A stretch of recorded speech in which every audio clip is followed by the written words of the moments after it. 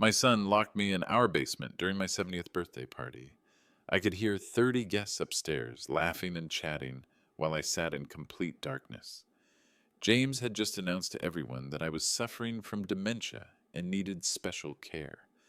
The lock clicked with such finality. Cold concrete pressed against my back.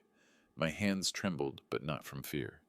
3 hours later, my $3.2 million inheritance had vanished. But here's what James didn't know. I had been planning for this exact moment for 2 years. My name is Edward Caldwell, and I spent 45 years as a corporate attorney. The basement had perfect acoustics. Every word from above reached my ears clearly. Every laugh. Every whispered conversation about my condition. What happened next would teach my son that some lessons cost everything to learn. But before I tell you how I took back my life, let me know in the comments. Have you ever felt betrayed by family? And don't forget to subscribe for more stories of quiet justice. I should have seen it coming. But fathers see what they want to see. My name is Edward Caldwell, 70 years old, retired corporate attorney from Mitchell & Associates downtown. I built my practice one honest case at a time. 45 years of contracts, mergers, and estate planning. I knew every legal trap. I just never expected to fall into one set by my own blood. Helen and I raised James in the suburbs. Tree-lined streets, good schools, summer camps. Everything we never had growing up. When Helen died 8 years ago, cancer took her fast. 3 months from diagnosis to funeral. Her last words still echo in my head. Promise me you'll never abandon our boy, Eddie. I swore on her deathbed I'd never abandon our boy. The promise felt sacred, holy. I meant every word. James was all I had left of her. Her eyes, her smile when he wanted something. I'd already given him everything. Law school tuition, $180,000. Down payment on his house, $85,000. The wedding reception, $35,000. Rebecca wanted everything perfect. James said it would make Helen proud. I wrote check after check. Each signature felt like love. But some promises become prisons, and some children grow into strangers wearing familiar faces. James started asking about my financial planning right after the funeral, but I should have seen the signs earlier. James stopped calling just to talk. Our conversations became business meetings, always about money, always about planning for the future. His voice carried this new tone, urgent, calculating, like Helen's death had flipped some switch inside him. The visits grew shorter. The hugs felt mechanical. Rebecca barely looked at me anymore. When they came for dinner, James would scan my mail, check my computer screen, ask questions about my accounts. Dad, you're getting older. We need to talk about contingencies. Contingencies? That's what I'd become. A problem to solve. Every signature I taught James had a purpose. Remember that. When he was 8, I showed him calligraphy, patience, precision. Every letter matters, son. Every stroke tells a story. I taught him to write like me.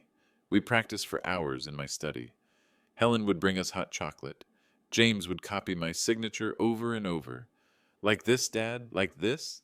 I still have those practice sheets, filed away, dated, witnessed. You'd be surprised what a corporate attorney keeps. Everything has potential value. Every document tells a story. I learned that lesson 45 years ago in my first courtroom. I just never imagined the story would be about my own son's betrayal. But James never understood the real lesson I was teaching him. I started documenting everything after Helen's funeral. Old habits. Corporate attorneys live by paper trails. Every conversation with James got summarized. Dated. Filed. I told myself it was grief making me paranoid. Fathers don't spy on their sons. But something felt wrong. James brought papers. Complex forms. Dad, just sign here. It's for estate planning. The documents had blank spaces, pre-signed signature pages, powers of attorney with missing dates. I've seen these tricks before, usually in fraud cases. My hands stayed steady, but my heart raced. I need my lawyer to review these first. His face changed. Mask slipping. Dad, it's just family paperwork. Every dollar had a guardian clause. Helen and I were careful. We established the Helen Caldwell Foundation 3 years before she died. Irrevocable charitable trust. Educational scholarships for underprivileged kids. Helen insisted on the structure. If something happens to us, Eddie, let's make sure the money helps people who need it. The foundation sat dormant, waiting. I was the sole trustee with transfer authority. One phone call could activate everything.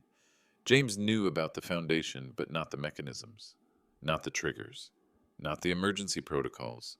I buried the real power in plain sight, updated my will 6 times in 2 years, each version more complex, more protected. James thought I was getting confused. I was getting prepared. James thought he was hunting, but he was being hunted. The $3.2 million sat in 3 different accounts: checking, savings, investment portfolio. James tracked every penny. He had copies of my statements somehow. Probably intercepted mail. Maybe bribed someone at the bank. Corporate attorneys make enemies.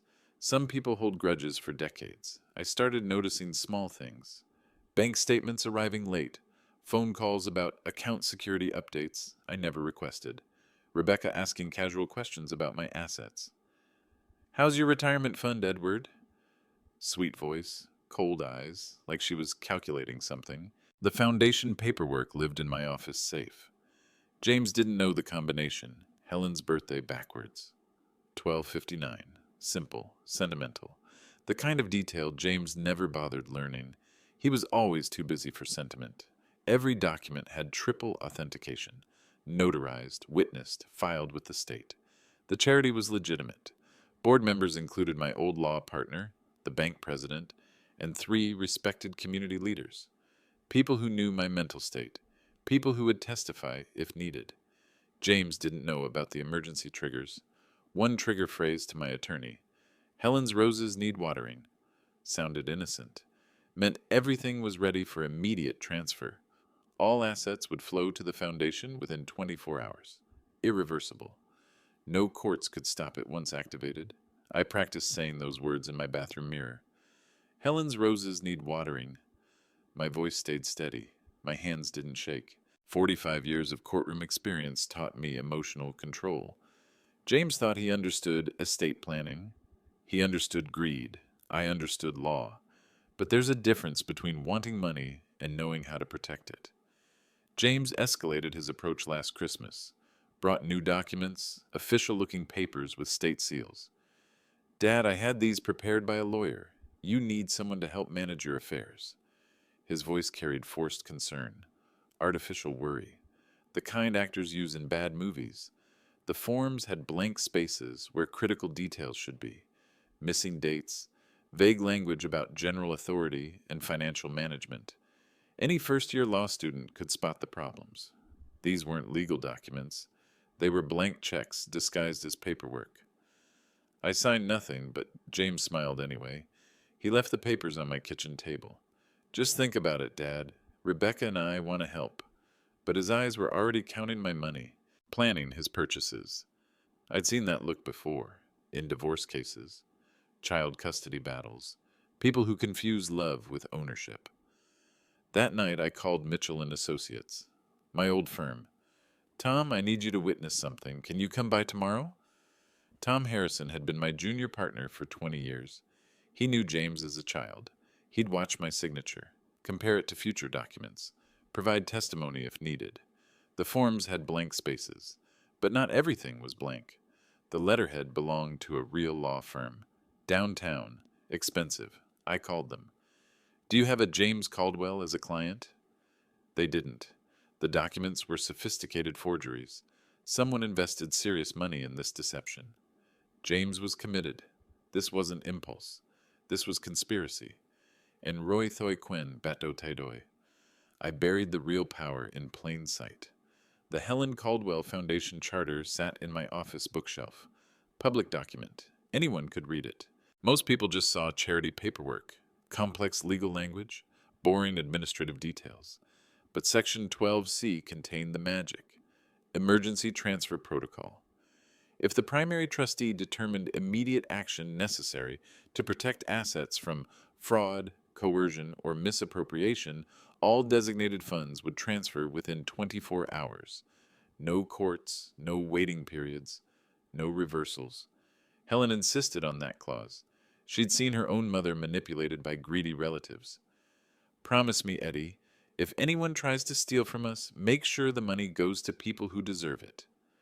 I promised. 45 years of law practice taught me how to keep difficult promises. The foundation helped 200 elderly people that first year. Rent assistance, medical bills, grocery money, real people with real needs. James knew about the charity work. He thought it was cute. Dad's hobby. He never read the fine print. Every chess master thinks 3 moves ahead. I established backup communication with the bank president, David Millfield. We'd worked together for 30 years. David, if I ever call and say, Helen's roses need watering, transfer everything immediately. No questions, no delays. He understood. Banking executives deal with elder abuse cases constantly. James thought he was playing checkers, moving pieces, taking territory.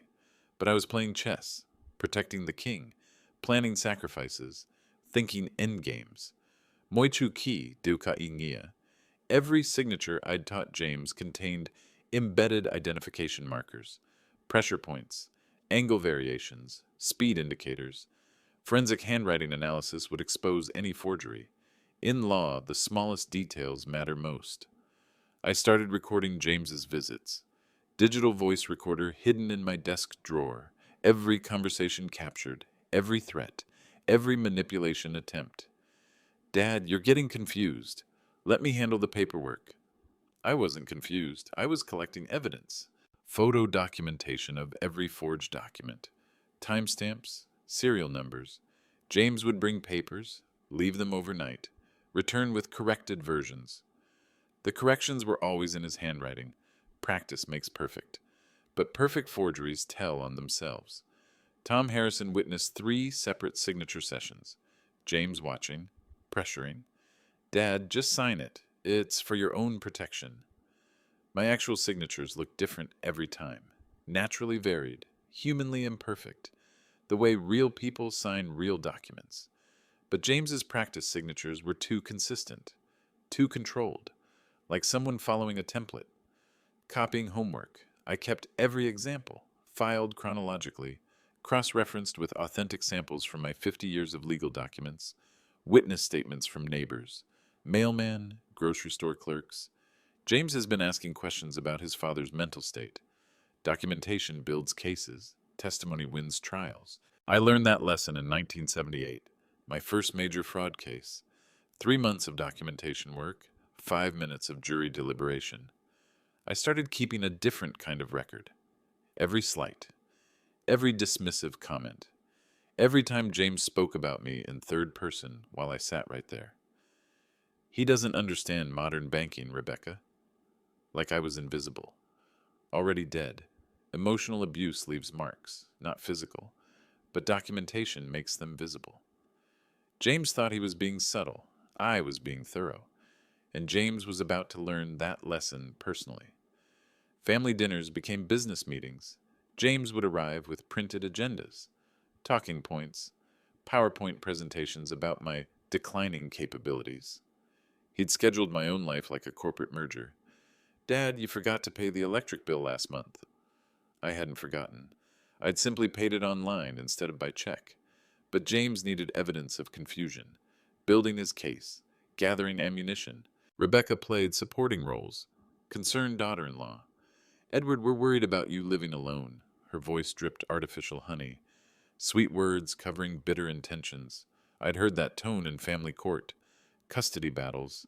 People fighting over children they'd never really wanted.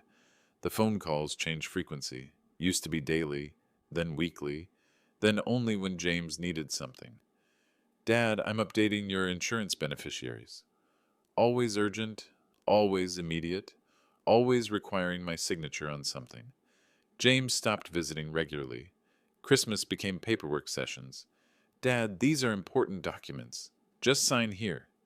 No family stories, no memories of Helen, no questions about my health unless they related to mental competency.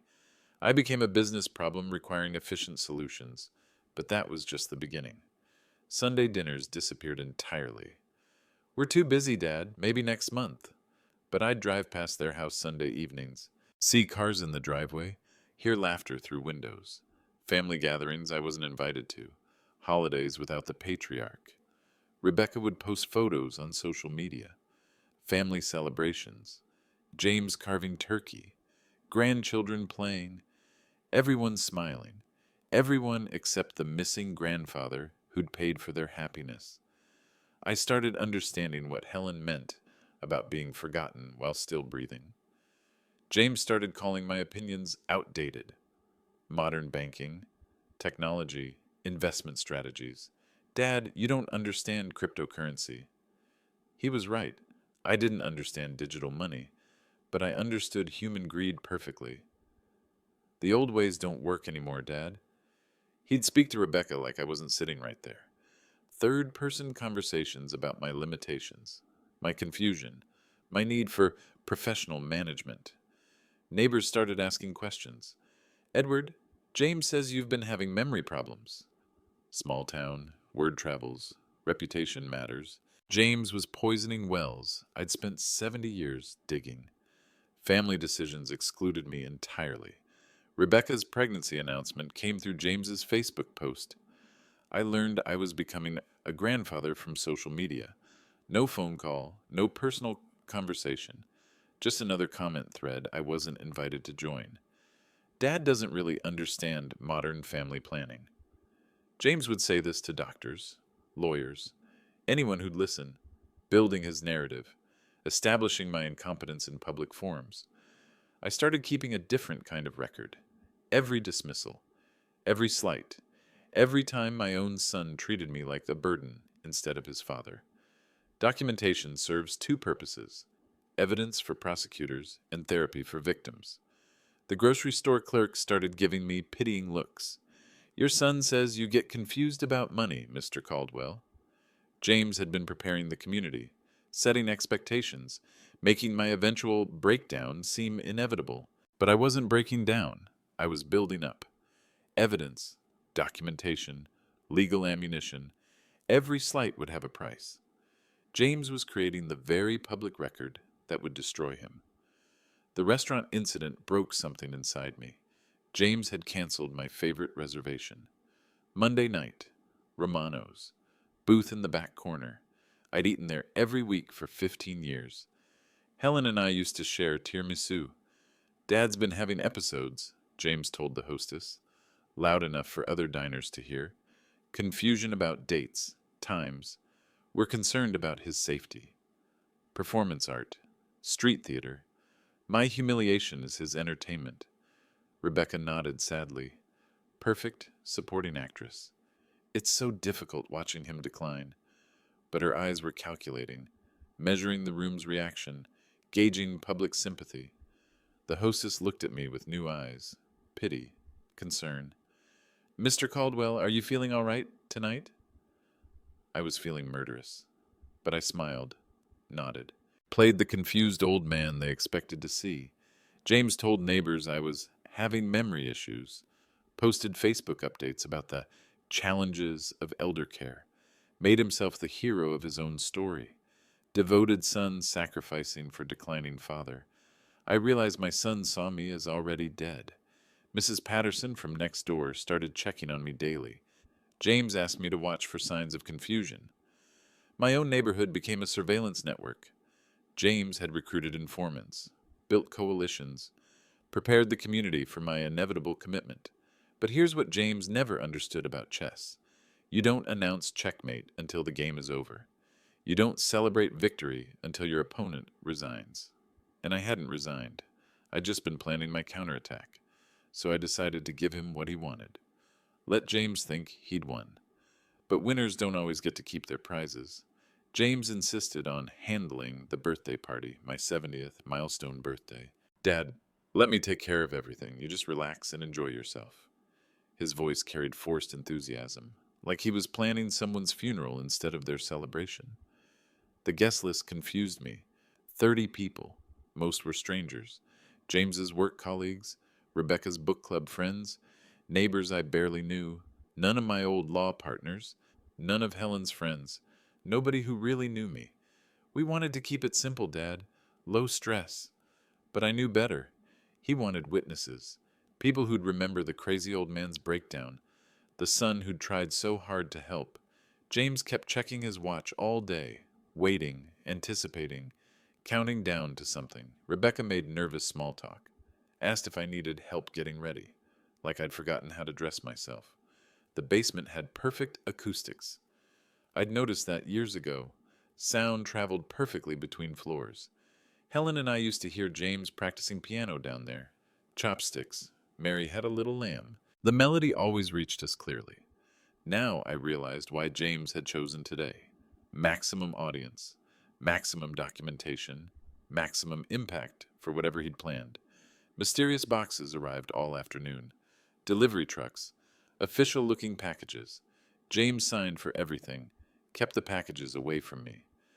Just party supplies, Dad. Surprises. James was waiting for something to arrive. Something that would change everything forever.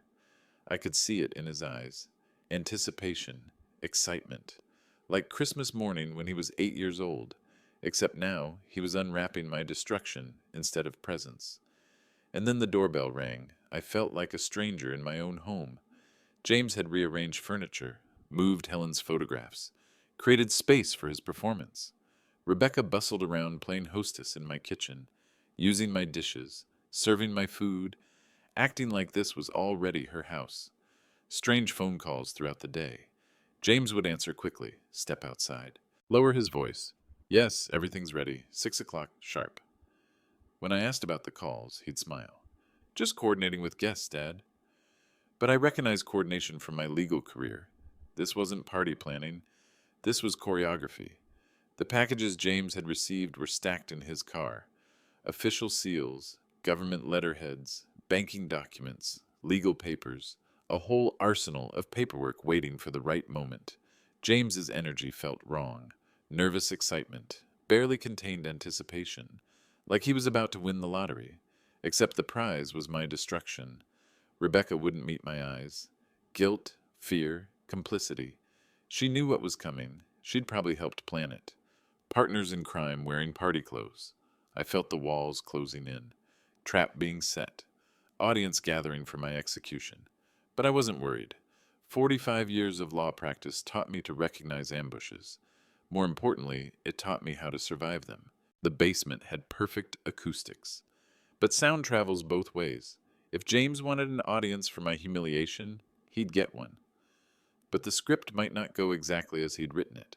Because some actors forget they're performing for judges and juries, not just friends and neighbors. Freedom tastes different at 70. But revenge? Revenge tastes the same at any age. And then the guests started arriving.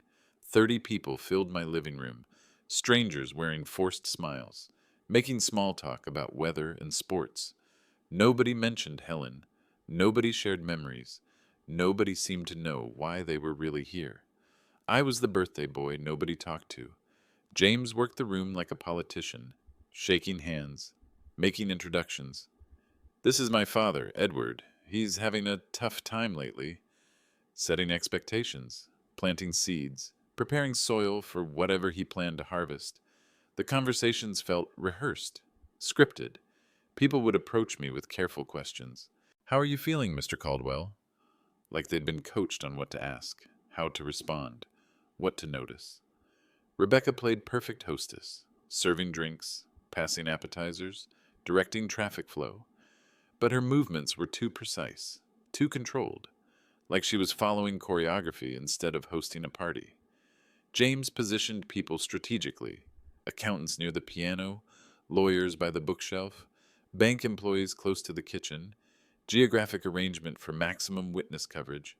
Nobody talked about my legal career, 45 years of practice, hundreds of cases, thousands of clients, like my professional life had been erased from history.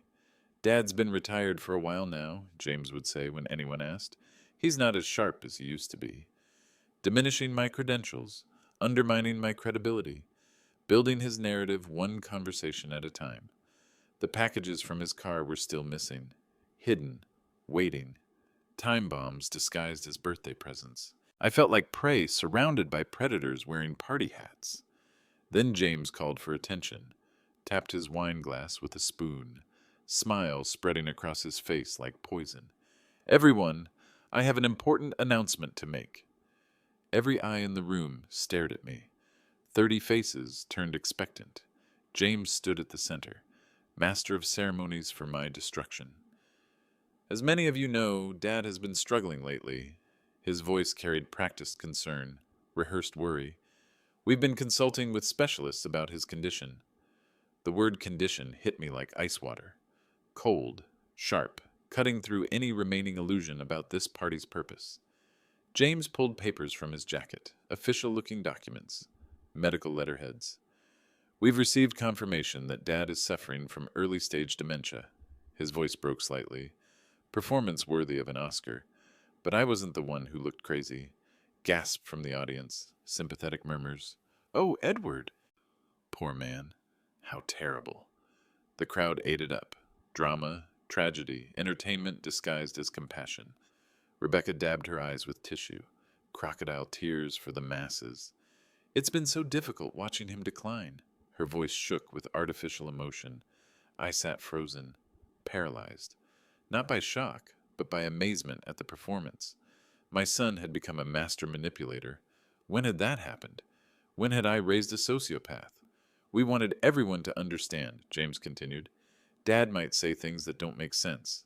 Get confused about details. We appreciate your patience and support. Every word was weaponized, designed to discredit anything I might say. Perfect preemptive strike against my credibility. The medical reports looked authentic.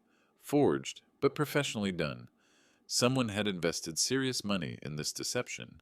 Planning, preparation, conspiracy. But James made one crucial mistake. He assumed I wouldn't fight back. James reached into his briefcase. Professional presentation. Board meeting in my living room. Fortunately, Dad had the foresight to sign power of attorney documents during a lucid moment last month. My signature looked perfect. Too perfect. The muscle memory was flawless. Every loop, every pressure point, every tiny flourish I'd taught him as a child. Beautiful calligraphy disguising ugly betrayal. This gives me legal authority to manage his finances, James announced. Protect his assets, ensure his care. The crowd nodded approvingly. Responsible son, difficult burden, heroic sacrifice. But perfection tells its own story. Real signatures vary. Natural hand tremors, changing pressure, slight angle variations. The signatures on James's documents were too consistent, too controlled. Copy machine precision in a handwritten world. 45 years of fraud cases taught me what to look for. James's forgeries were masterpieces, and masterpieces always contain the artist's signature flaws. Rebecca was already accessing my online banking, phone in hand. We're transferring everything to protected accounts, she announced. Safe from confusion, safe from mistakes. $3.2 million moving in real time. Account numbers displayed on screen. Digital theft performed for live audience. Modern crime with traditional motives. But here's what they didn't know about modern banking. Every transfer leaves digital fingerprints, electronic trails, forensic evidence that any first-year prosecutor could follow. The funds will be managed professionally, James continued. In Dad's best interests, of course. Of course. Always about my best interests. Never about their brand new Mercedes, their European vacation plans, their expensive lifestyle my money would fund. The performance was flawless. The crime was complete. The evidence was overwhelming. But James made one crucial mistake. He'd forgotten about Helen's roses. Dad needs to rest now, James announced, firm, authoritative. Doctor's orders delivered by devoted son. The excitement has been overwhelming for him. 3 hours in darkness to think. He led me downstairs like I was already an invalid. Hand on my elbow, careful steps.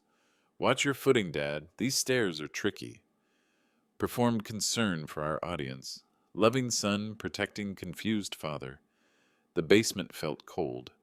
Concrete walls, single bare bulb. Childhood memories of James hiding down here during thunderstorms. Now I was the one being hidden.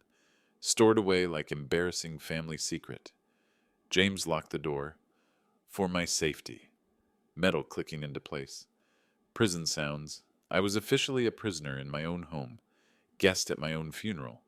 Party sounds filtered through floorboards. Laughter, conversation, celebration of my destruction, musical chairs, and I'd lost my seat at my own table. 30 minutes, James had whispered before closing the door. Just until everyone leaves. Then we'll discuss your care options. Care options. Nursing homes. Assisted living. Anywhere but here. Anywhere that cost money, James would now control. And I thought very clearly indeed. Funny thing about basements. They're quiet, isolated, perfect places for private phone calls, hidden conversations, secret planning sessions. My cell phone had full signal, battery charged, contact list loaded with 45 years of legal connections. James had given me the perfect gift. Uninterrupted time, complete privacy, absolute silence. Time to complete my real will, the one James would never see coming. James had given me the perfect gift. 3 hours of uninterrupted planning time, complete isolation, total privacy. Every general knows the value of secure command centers. By morning, everything would change. I pulled out my cell phone. Battery at 89%, signal strong. Contact list loaded with decades of professional relationships. Banking, legal, medical. An entire network of people who knew my mind was sharp as ever. First call, Tom Harrison at Mitchell & Associates. Tom, I need you to witness something extraordinary. Can you be at the bank first thing tomorrow? Tom had been waiting for this call. We'd discussed contingencies months ago. Second call, David Millfield at First National. David, Helen's roses need watering. Silence on the other end. Then, understood, Edward. I'll be ready at 8 a.m. sharp. Code words we'd established 2 years ago. Emergency protocol activation. Third call, Dr. Sarah Chen, my personal physician. Sarah, I need you to document my mental state. Tonight. Official evaluation. Medical counter-evidence to James's forged reports. Every lock has a key James never found. The foundation transfer mechanisms were already in place. Irrevocable charitable trust. Helen had insisted on bulletproof legal structure. If anyone tries to steal from us, Eddie, make sure the money helps people who deserve it. $3.2 million would disappear by noon tomorrow. Not into James's accounts. Into something permanent. Untouchable. Legally protected. The Helen Caldwell Educational Foundation would receive the largest single donation in its history. James thought he was stealing my inheritance. He was actually funding his own destruction. And by morning, he'd discover the difference between greed and justice. By morning, everything would change. By morning, everything would vanish. But not in the way James expected. Fourth call, Attorney General's Fraud Investigation Unit, anonymous tip line. I have documentation of elder abuse, financial fraud, forged documents. They'd investigate. They'd find evidence. They'd prosecute. Fifth call, Social Services Elder Abuse Hotline. I'm being held against my will by family members attempting financial theft, creating official record, government documentation, multiple agency involvement. James was still upstairs playing host, accepting congratulations for handling his difficult father so responsibly, drinking wine purchased with my money, celebrating theft disguised as family care. But celebration was premature. Victory doesn't belong to whoever cheers loudest. Victory belongs to whoever plans longest. Every detail had been prepared. Backup plans for backup plans, contingencies for contingencies. James thought he was playing checkers, taking pieces, claiming territory. But I was playing chess, thinking moves ahead, planning sacrifices, protecting what mattered. The basement had perfect acoustics.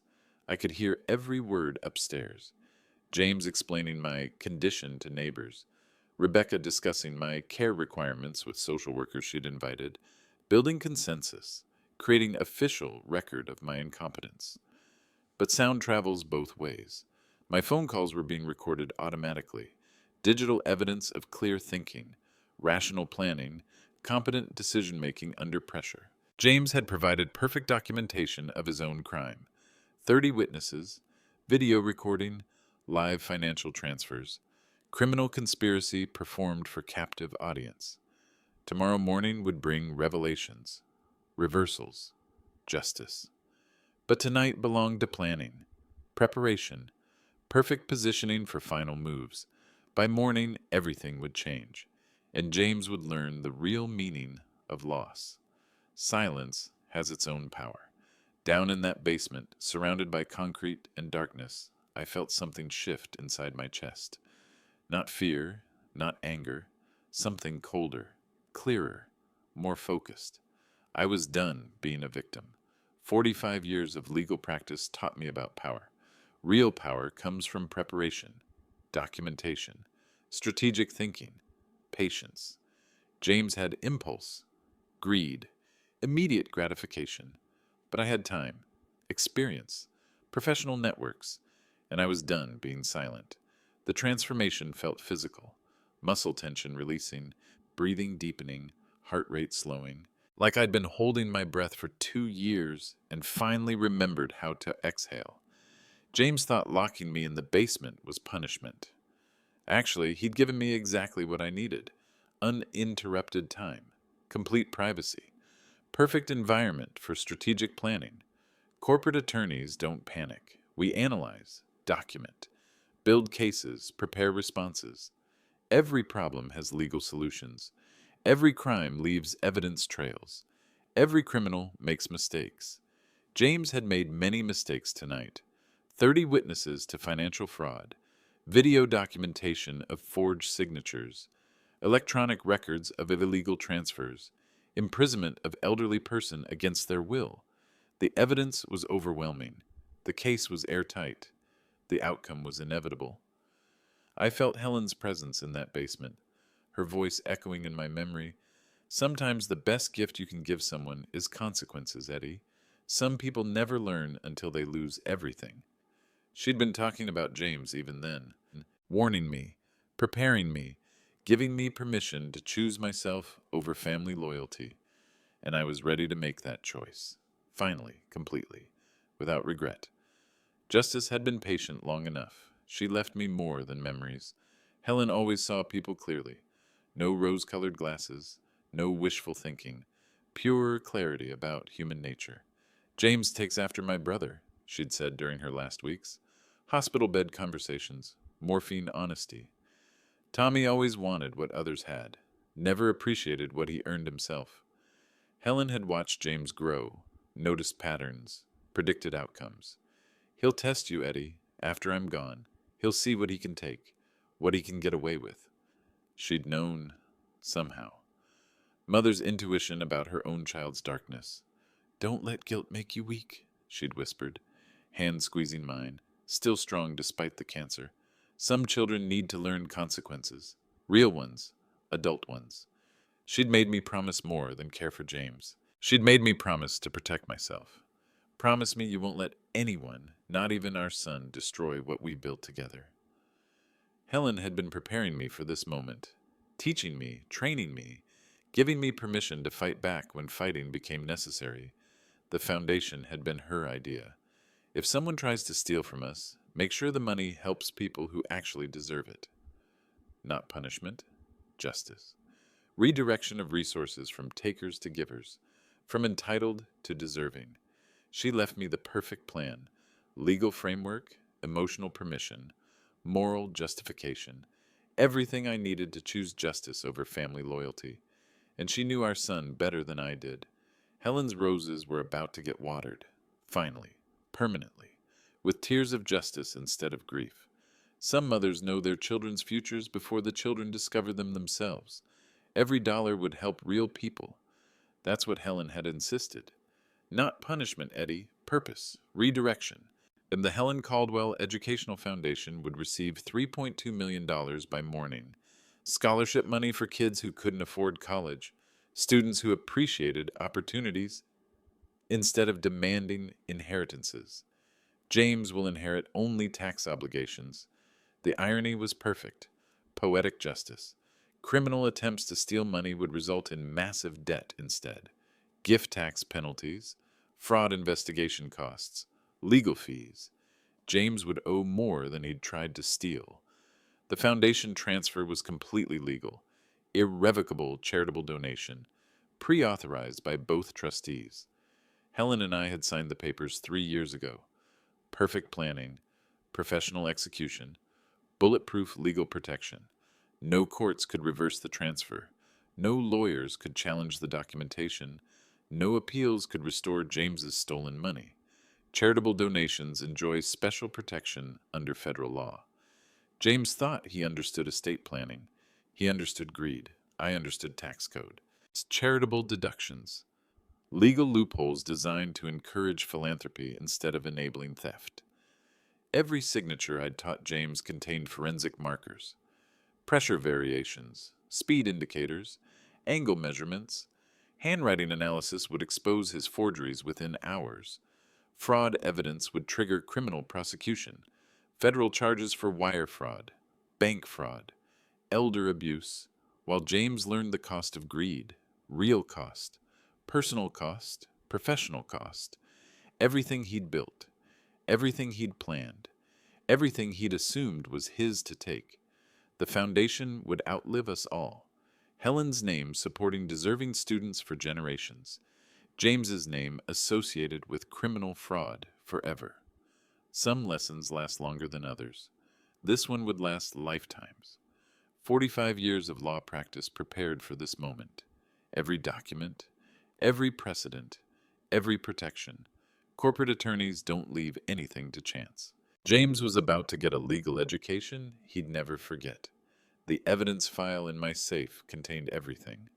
Recorded conversations, forged documents, witness statements, timeline documentation, photo evidence, digital records, 2 years of systematic collection, professional investigation, prosecutor-ready evidence.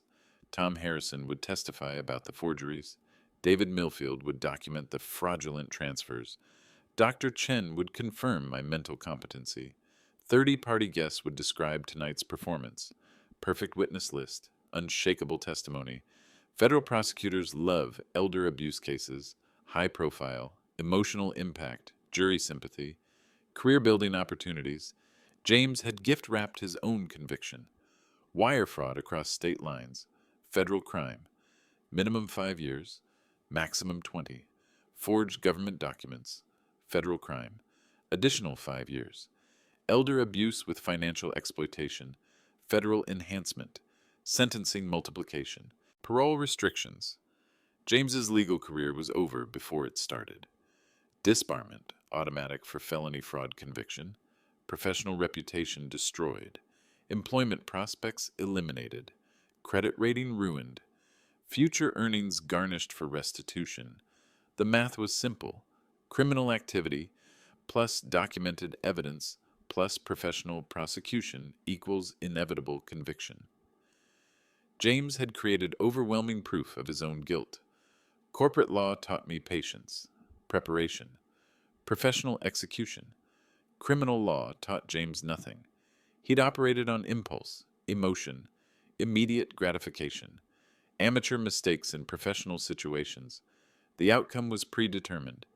James just didn't know it yet. But morning would bring revelations, educational experiences, life-changing consequences.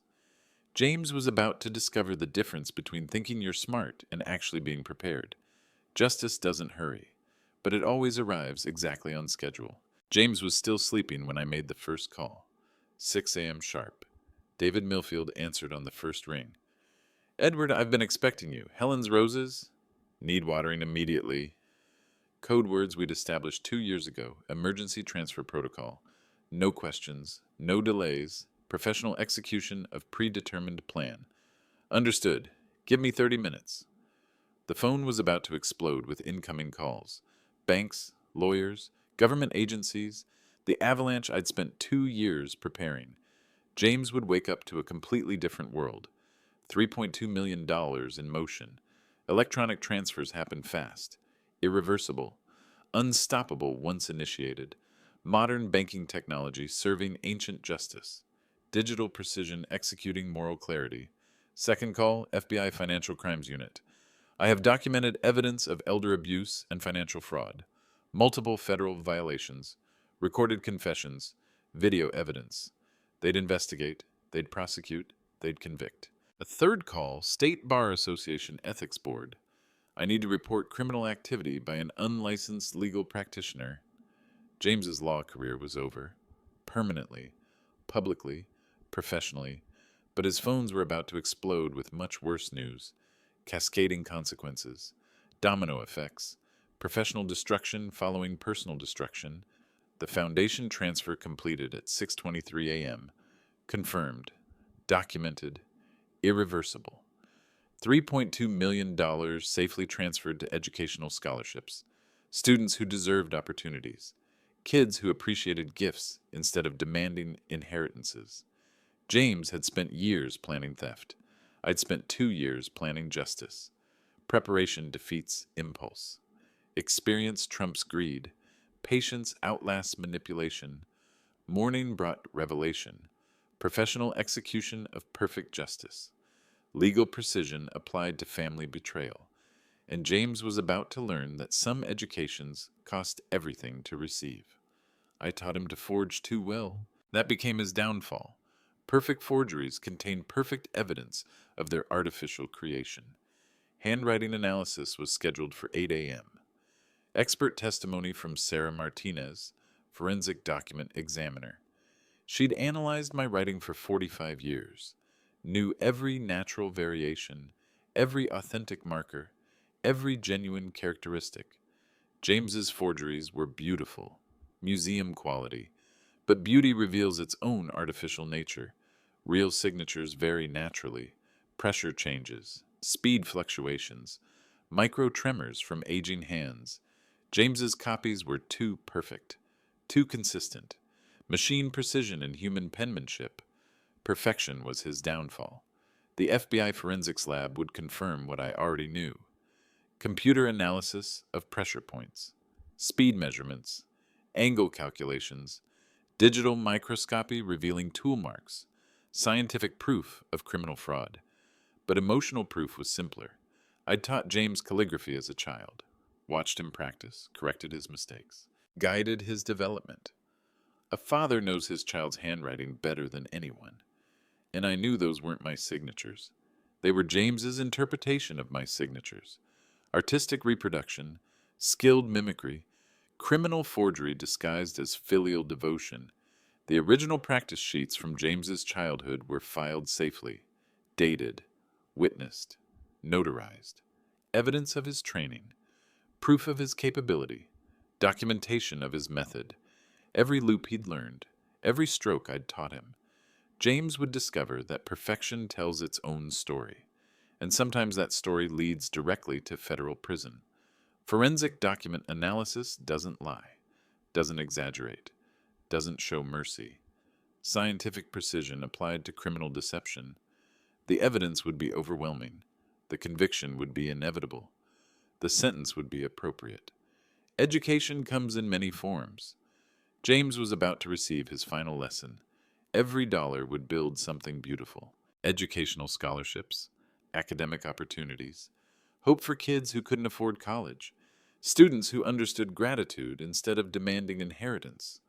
Legal documentation filed at 8:47 a.m., charitable donation confirmed, tax deductions processed, public announcement prepared for afternoon newspapers.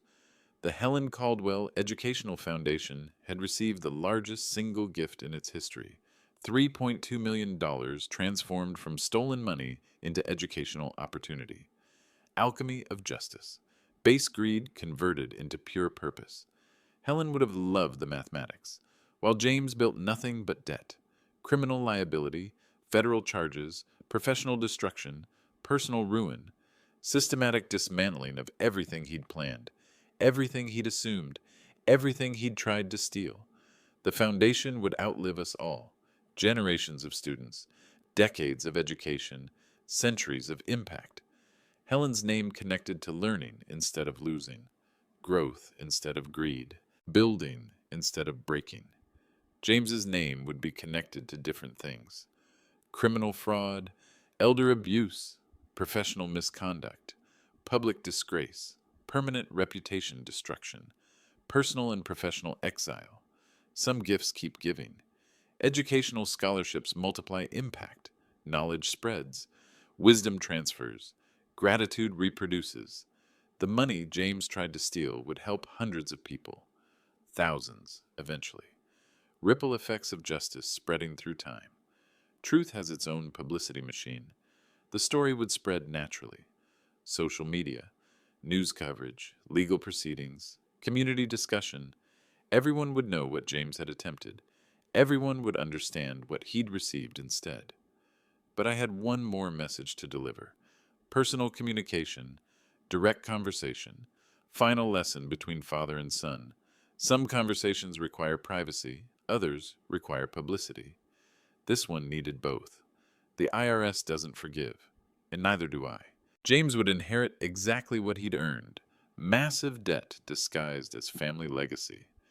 Gift tax penalties calculated at 40% of fraudulent transfers, $128 million owed immediately, plus interest, plus fraud penalties, plus criminal fines, plus legal fees, plus restitution orders, mathematical progression of judicial consequences. But James had no assets to pay the bills.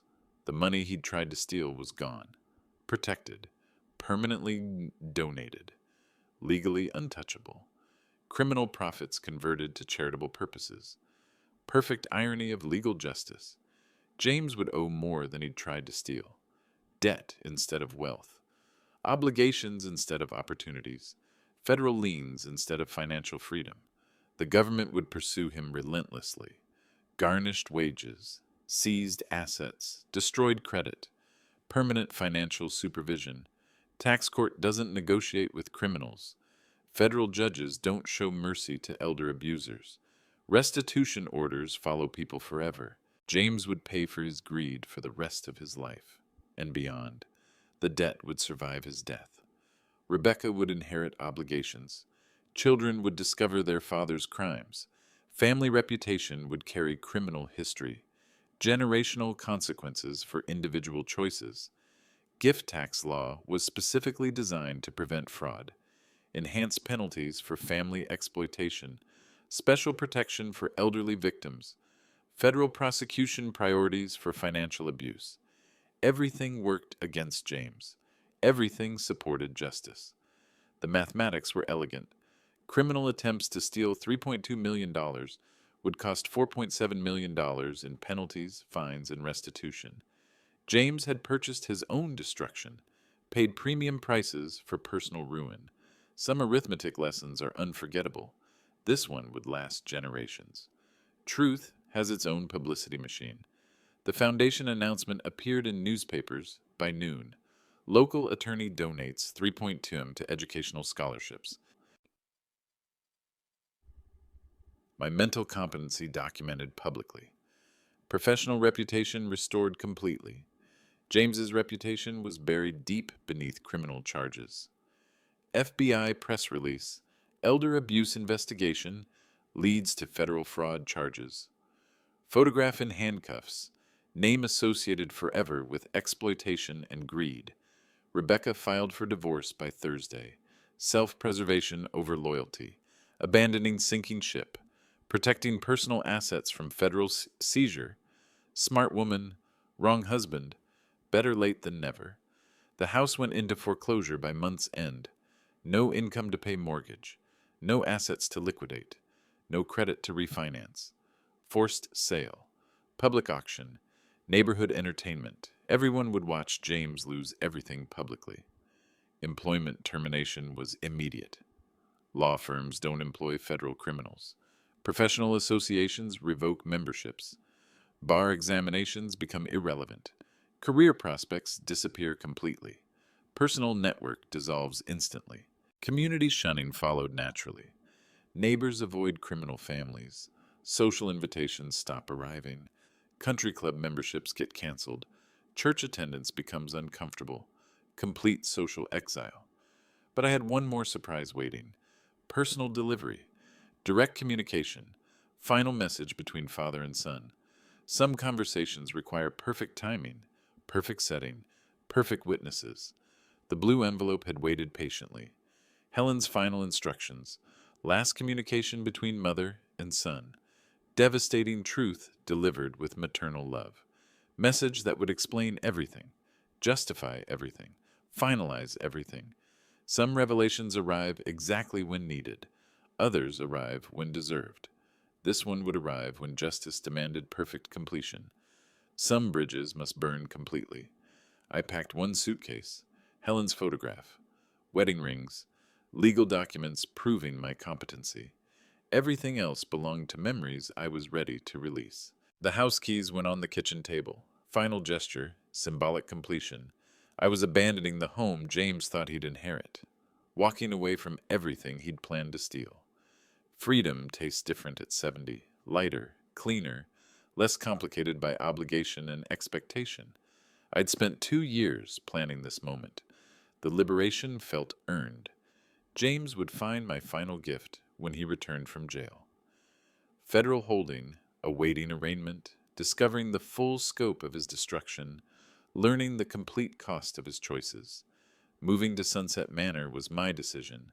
Independent living, community of peers, people who understood life's complexities, residents who appreciated genuine conversation over financial manipulation. The foundation office was downtown. Walking distance, purpose instead of imprisonment, meaningful work instead of family obligation, helping deserving students instead of enabling entitled children. But James was tasting something else: regret, consequences, justice. Adult education delivered through federal prosecution. Expensive lessons in respect, honor, legal boundaries. My phone calls were being recorded automatically. Digital evidence of clear thinking, rational planning, competent decision-making under extreme pressure, documentation that would survive any competency challenge. James had provided perfect evidence of his own criminal behavior. 30 witnesses, video recording, electronic transfers, documented fraud, professional investigation material. But tonight belonged to peace. Tomorrow belonged to justice. Next week belonged to new beginnings. Freedom tastes different at 70. Better, cleaner, uncomplicated by manipulation and guilt. I found community at Sunset Manor. Real friends, genuine conversations, people who appreciated honesty instead of exploiting vulnerability. Volunteer work at the foundation gave me purpose. Reviewing scholarship applications, meeting deserving students, watching Helen's money create real opportunities.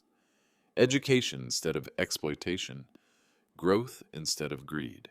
The first recipient was Maria Santos, 17 years old, valedictorian, single mother household, works 2 jobs to help family finances, perfect grades, perfect gratitude, perfect example of Helen's vision. Mr. Caldwell, this scholarship changes everything, she said during our interview. Tears of appreciation, genuine emotion, real recognition of opportunity's value. Everything James had never understood. James would never meet Maria, never see the impact, never understand the difference between taking and giving. Some people learn too late, others never learn at all. Rebecca's divorce papers cited irreconcilable differences: polite language for criminal husband, professional destruction, social embarrassment, financial ruin, complete incompatibility with honest living. But his was tasting something else: federal prison food, orange uniforms, supervised visitation, shared cells with other financial criminals, educational environment of different sort. The foundation would help 200 students the first year, thousands eventually. Helen's legacy growing, spreading, multiplying, positive impact cascading through generations. But James was experiencing cascading consequences of different nature: criminal record, professional destruction, personal isolation, permanent reputation damage. Some choices echo forever. Others create symphony. This one did both. Reputation follows you everywhere. James discovered that truth immediately. Employment termination, professional expulsion, social exile, complete systematic destruction of everything he'd built. His phones exploded with incoming disaster. Banks, lawyers, government agencies, IRS investigations, FBI interviews, federal prosecutors, avalanche of consequences, professional education in criminal justice system. But his was buried deep beneath federal charges. Public record, permanent reputation, generational embarrassment, family shame lasting decades, historical footnote in criminal stupidity. Rebecca's attorney called Monday morning, divorce proceedings, asset protection, distance from criminal spouse, self-preservation over loyalty, smart woman, wrong husband, better timing than never. The neighbors stopped calling entirely. Social quarantine, community protection, criminal families become untouchable. Reputation contamination spreads rapidly. Isolation becomes complete. James's former colleagues avoided him completely. Legal community protects itself. Professional associations expel criminals. Bar memberships get revoked. Career prospects disappear permanently. Collection agencies started calling Tuesday. Tax obligations, federal debt, criminal fines, restitution orders, mathematical progression of financial destruction. Bankruptcy wouldn't help. Federal debt survives everything. But Maria Santos called to thank me personally. Mr. Caldwell, my scholarship changed everything. I'm studying education, becoming a teacher, helping other kids like me. Helen's money, creating Helen's vision. Perfect circularity of justice. James would never receive such calls, never experience gratitude, never understand appreciation. Some people specialize in taking, others dedicate themselves to giving. The difference becomes obvious eventually, usually through consequences. The son who wanted everything now had less than nothing. Federal charges, criminal record, professional destruction, personal isolation, systematic dismantling of everything he'd planned. Employment termination was immediate. Law firms don't hire federal criminals. Professional reputation destroyed permanently. Career prospects eliminated completely. Income potential reduced to minimum wage retail. Educational investment completely wasted. Rebecca's divorce finalized within months. Self-preservation over loyalty. Protecting personal assets from federal seizure. Taking children. Claiming custody. Preventing contact with criminal father. Complete family destruction. The house went to federal auction. Forced sale. Public humiliation. Neighbors watching. Community entertainment. Everything James owned converted to debt payments. Federal marshals supervising liquidation. Criminal prosecution proceeded predictably. Federal grand jury indictment. Elder abuse charges. Wire fraud allegations. Forged document evidence. Overwhelming prosecution case. Inevitable conviction. Substantial sentencing. Federal prison became James's educational institution. Fraud wing. White-collar criminals. Financial crime specialists. Learning environment of different sort. Expensive tuition. Lifetime consequences. Social exile was complete. Former friends disappeared. Professional network dissolved. Community membership revoked. Church attendance became uncomfortable. Country club expelled him. Complete social quarantine. Financial obligations would follow him forever. Federal debt survives bankruptcy. Tax liens attached to everything. Garnished wages. Seized assets. Destroyed credit. Permanent financial supervision. But the foundation thrived. Helen's legacy growing. Educational scholarships multiplying. Student success stories accumulating. Positive impact spreading. Community recognition. Media attention. Public appreciation. Good multiplies faster than evil. Knowledge spreads naturally. Wisdom transfers automatically. Gratitude reproduces continuously. The money James tried to steal was helping hundreds of people, thousands eventually. Truth emerges inevitably. Justice arrives precisely. Consequences accumulate systematically. James had purchased his own destruction, paid premium prices for complete ruin. But I had one last surprise. Personal delivery. Final message. ultimate revelation. Some conversations require perfect timing. Others demand perfect witnesses. This one needed both. Good multiplies faster than evil.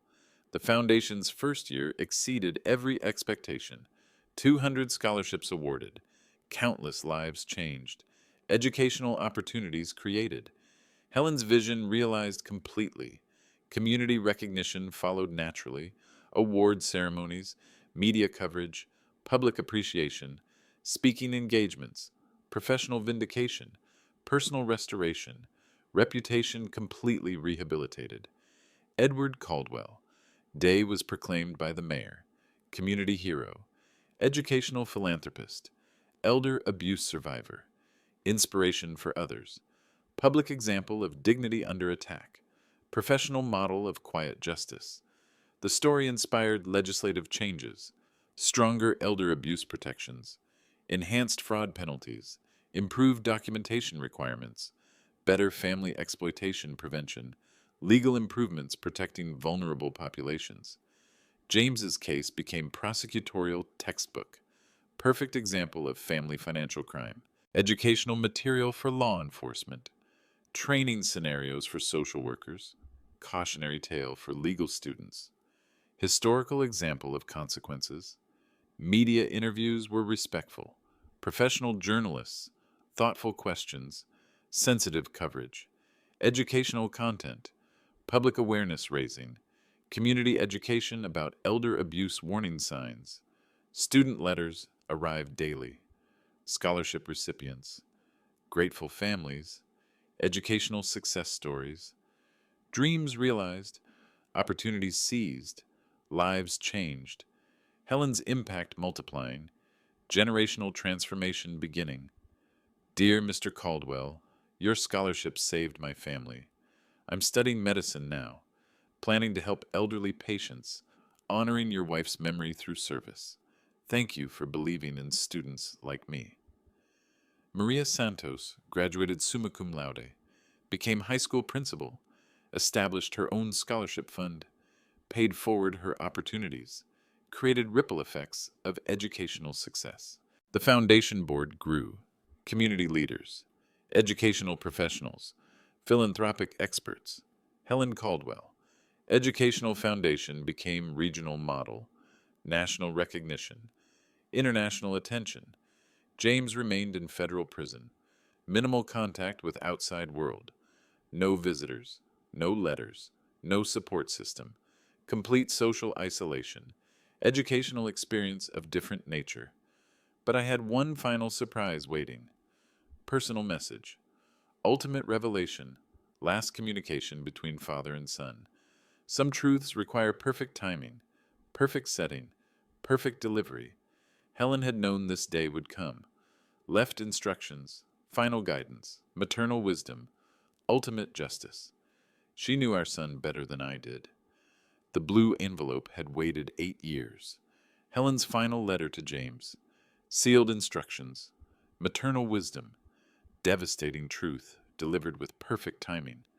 I opened it slowly, her handwriting, careful words, mother's honesty about her child's character, predictions that proved perfectly accurate, warning that came too late.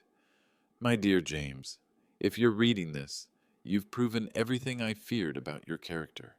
Your father's love blinded him to your greed. My death freed you to show your true nature. The money you tried to steal was never really ours. We were temporary guardians, caretakers of resources meant for people who appreciate them, students who deserve opportunities, children who understand gratitude. Your father taught you signatures because I asked him to. I wanted you to have skills. I never imagined you'd use them for fraud, but character reveals itself eventually. The foundation was always the real plan. Your inheritance was always conditional, dependent on respect, honor, love instead of greed. You failed every test. She knew our son better than anyone. Mother's intuition about character flaws, maternal recognition of fundamental problems, love complicated by clear sight. I hope federal prison teaches you what family never could. Respect cannot be stolen. Love cannot be forged. Dignity must be earned. Love means knowing when to let go. Respect is earned through love, not taken through greed. That's what Helen taught me. What James never learned, what the foundation teaches every scholarship recipient. Educational opportunity creates gratitude. Honest work builds character. Genuine relationships require mutual respect. My story isn't unique. Elder abuse happens everywhere. Family financial exploitation affects thousands. But justice is possible. Legal protection exists. Professional help is available. Community support matters. If someone you love is stealing your dignity along with your money, document everything. Call experts. Seek help. Choose yourself. Family loyalty doesn't require personal destruction. Some children need consequences more than they need inheritance. Some parents need freedom more than they need forgiveness. True wealth is dignity and purpose. Everything else is just accounting. Helen's roses are blooming beautifully now, fed by tears of justice instead of grief. And some lessons once learned last forever.